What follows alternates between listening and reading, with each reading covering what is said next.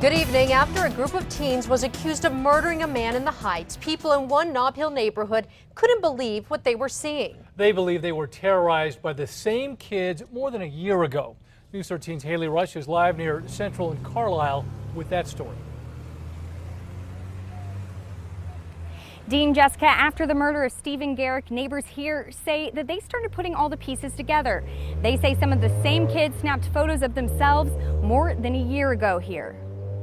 It's a very similar story. They fired off a few shots at him as they ran down the alley. Nob Hill neighbors say kids tried to jump a fence and break into a home here last year. When the homeowner chased after them, one of the teens started firing away. It was a pretty brazen attempt on their part. It was midday, and they came right to the front door. A neighbor who did not want to go on camera told us she's certain some of these teens are finally behind bars. That neighbor does identify them as some of the suspects that were caught recently in Mr. Gerecke's murder.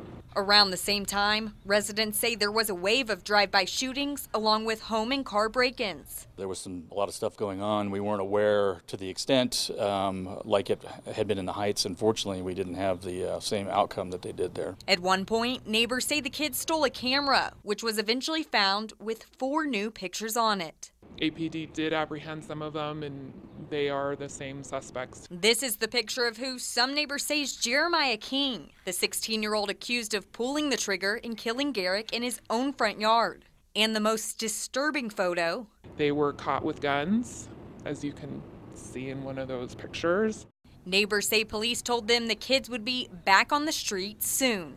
And we saw this, we kept getting notices through email that these types of break-ins were happening everywhere. Now, neighbors are not upset with APD. They say that the cops did their job and they caught the kids fast. They say they're more upset with the system for continuing to let them out. Dean, Jessica, back to you. All right, Haley, thank you. Now, APD would not confirm to us whether they had seen those pictures before.